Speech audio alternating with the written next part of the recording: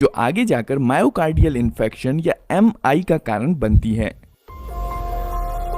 MI एक बेहद खतरनाक कंडीशन है जो हृदय की मांसपेशियों में ब्लड फ्लो होने की कमी की वजह से होता है, जिसे आमतौर पे हार्ट अटैक भी कहते हैं। यह एक इमरजेंसी है और इसमें जान जाने का खतरा होता है। हमारा हृदय एक मस्कुलर ऑर्गन है जो शरीर के बाकी हिस्सों में ऑक्सीजन और न्यूट्रिएंट से भरपूर ब्लड को पंप करता है। इसमें 4 मुख्य चैम्बर्स होते हैं: right atrium, left atrium, right ventricle और लेफ्ट वेंट्रिकल।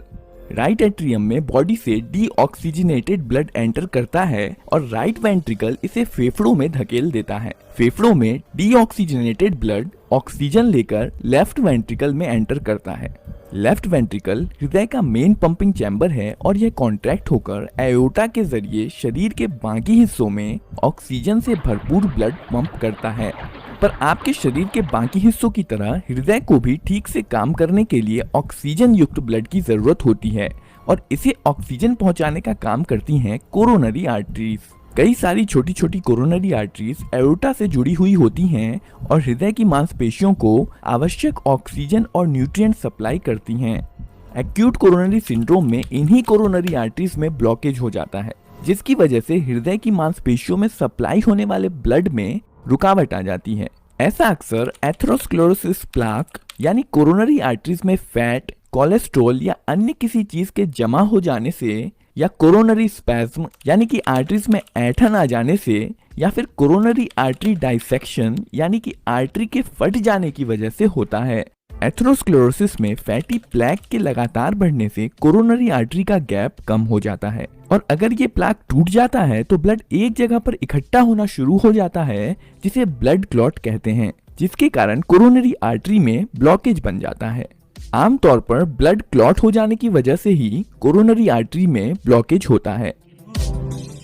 दूसरे कारण जिनके कारण कोरोनरी आर्टरी में ब्लॉकेज हो सकता है हैं कोरोनरी आर्टरी स्पैज्म, जिसमें अचानक से कोरोनरी आर्टरी ऐंठ जाती है और यह ड्रग्स, स्मोकिंग, ठंड के मौसम या अत्यधिक तनाव के चलते हो सकता है। इसके अलावा दूसरा कारण हो सकता है coronary artery dissection.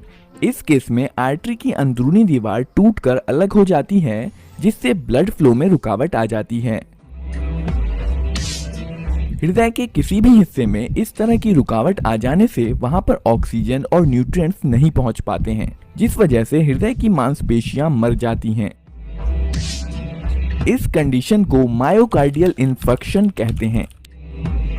Blocked coronary artery के कारण सीने में अचानक दर्द होना, बेचैनी होना, जकड़न महसूस होना या जलन होने को एंजाइना कहते हैं। एंजाइना पेट के ऊपर वाले हिस्से, कंधों, बाहों, गर्दन या निचले जबड़ों तक पहुंच सकती है। इसके अलावा इस कंडीशन में सांस फूलना, चक्कर आना, पसीना आना और जी मचलना जैसे लक्षण भी देखे जा सकते हैं। फैटी प्लाक के कारण जब कोरोनरी आर्टरीज काफी हद तक ब्लॉक हो जाती हैं, तो इसे ठीक करने के लिए कोरोनरी एंजियोप्लास्टी प्रक्रिया से ब्लड फ्लो को ठीक किया जाता है। इस प्रक्रिया को शुरू करने के लिए सबसे पहले डॉक्टर कमर की त्वचा को सुन्न कर देता है और फिर आपकी त्वचा के जरिए जांघ की एक नस में सुई डालता है। इसके बाद नस में सुई के जरिए एक फ्लेक्सिबल गाइड वायर डाला जाता है और फिर सुई को निकालकर इसकी जगह पर एक छोटी फ्लेक्सिबल ट्यूब डाली जाती है, जिसे शीथ कहा जाता है। इसके बाद शीथ के रास्ते से गाइड वायर को हृदय तक पहुंचाया जाता है।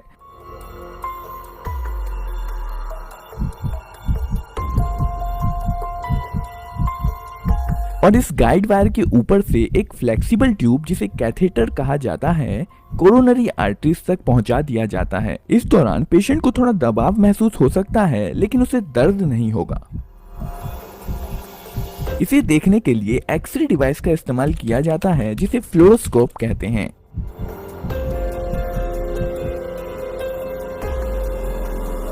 इस पॉइंट पर डॉक्टर गाइड वायर को निकाल देता है। इसके बाद डॉक्टर कैथेटर के टिप को कोरोनरी आर्टरी के अंदर डाल देता है और जांच करने के लिए आर्टरी में एक खास तरह के डाई को डालता है। डाई डालने पर आर्टरी में किसी भी ब्लॉकेज को आसानी से देखा जा सकता है। अगर काफी बड़ा ब्लॉकेज दिखाई पड़ता है तो डॉक्टर आर्टरी के अंदर एक गाइड वायर को डाल देता है और वायर के ऊपर से कैथेटर को ब्लॉकेज वाली जगह पर ले जाता है।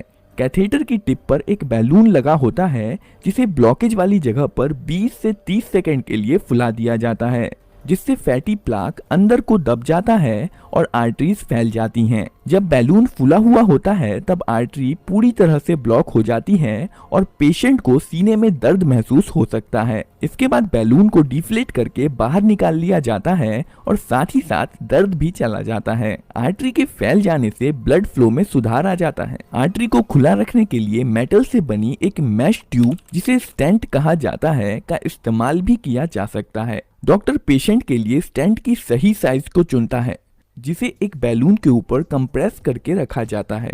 स्टेंट को उसी गाइड वायर के जरिए आर्टरी तक ले जाया जाता है। बैलून को फुलाए जाने पर बैलून पर रखा स्टेंट भी खुल जाता है और अपनी जगह पर लॉक हो जाता है। बैलून वाले कैथेटर को बाहर निकालने के बाद स्टेंट कोरोनरी आर्टरी को खुला रखने में मदद करता है और फाइनली गाइड वायर को भी बाहर निकाल लिया